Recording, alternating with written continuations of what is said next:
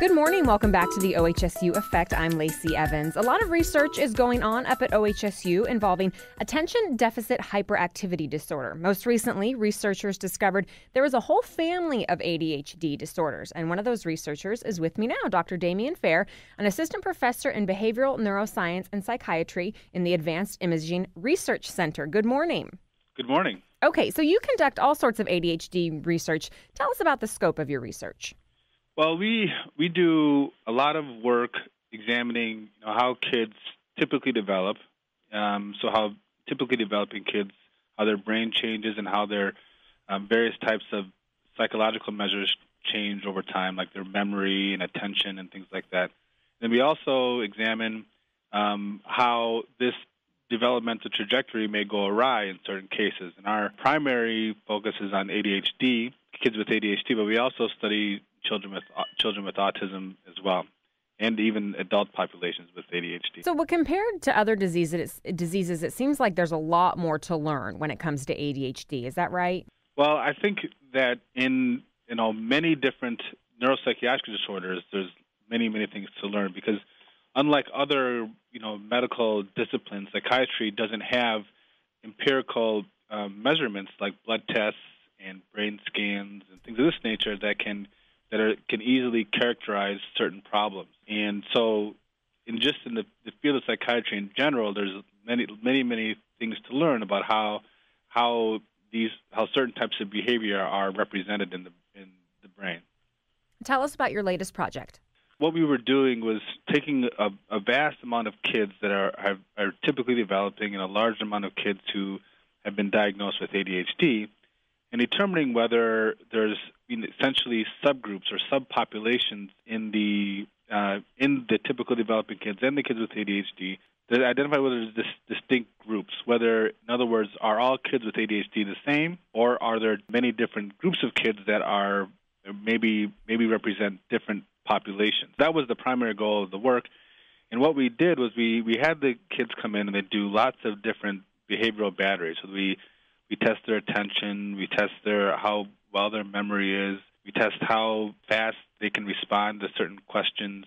We see how variable the types of responses. We do lots of different tests. All of these things in the past have been associated with as being poor performance in kids that have ADHD. But in this case, what we did was we took all the different measurements and we related them against all the different children, and we're trying to identify if we could find some kids that may be pretty good at memory tasks, but maybe not as good with attention. And other kids who may be very good with their attention spans, but not very good with working memory. We can parse these kids out like this, and we felt that maybe we could better characterize any given individual participant, and in the future maybe do a better job of personalizing the type of care that we give to certain children. What we found was that indeed we found these very unique subgroups where some kids were doing perfectly well, if not very good, on some tasks that have ADHD, and some kids were doing good on other different tasks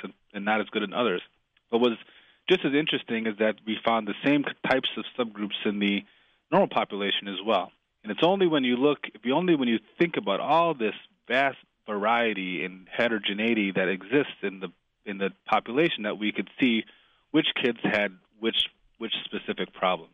It sounds like it means good news for families, right? We think it does. Of course, there's always the immediate impact and kind of the long-term impact that we have to consider. With regard to how any given child is treated in the clinic, let's say now, there's not going to be a whole lot of change. But as we move forward, we're hoping to see whether this way of categorizing children can actually improve our ability to predict who's going to respond to certain types of therapies and who's not, and who's going to do better in this type of environment versus not. And so we think that in the long run, it could mean a very good thing for families because we'll have a better way to, like I said earlier, personalize the care of any given child. And another interesting finding in your research is the various ways that kids with ADHD might perform. And in some areas, they actually perform better than children without ADHD, correct? That's right. And this has been known actually for quite some time, is that it depends on the context a lot of times with kids with ADHD, but in some things they do better. But in this particular paper, what we what we were able to identify was that every child essentially has their strengths and weaknesses, and even the kids with ADHD, in some categories, depending on which subgroup or profile they're in, they could do better than another group, a different group of control kids or kids who were otherwise developing normally. And so it just highlights the amazing variety and the complexity of these types of disorders, and that we really have to parse some of the details out to hope to improve kind of our classification scheme and hopefully improve our way we treat and handle kids with certain types of developmental neuropsychiatric problems. Are there still ways for families to participate in your research? Absolutely. So we have several ongoing studies. We have one longitudinal study, which is also a brain imaging study, where we follow kids for several years, and the hope is that we can see how stable some of these subgroups and things that we're identifying are. This is work that is being led by Dr. Joel Nigg, who is a world-renowned ADHD clinician and scientist. We also have a study that's involving kids with ADHD, but also their siblings. So sometimes the siblings, even if they're otherwise developing normally, they may show signs or markers that we may be able to use to help predict outcomes in the future for even the sibling cases. That's work. That's a project that's being led by myself. And then we also have studies, very similar types of studies with kids with autism, and even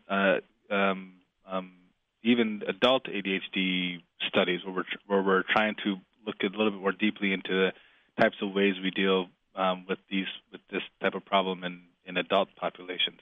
And we have many opportunities, and of course, our studies don't just involve kids that are developing atypically, but kids that are developing typically as well. And how can they contact you if they want to take part?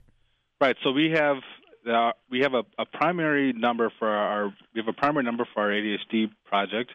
It's a toll-free number. You can call us 1-877-678-ADHD. We also have an email that is ohsuadhd@ohsu.edu, and from there, anybody that calls in will be able to be directed or be in touch with the correct people for any one of our given studies. Great. Dr. Damian Fair, thank you. Okay, thank you.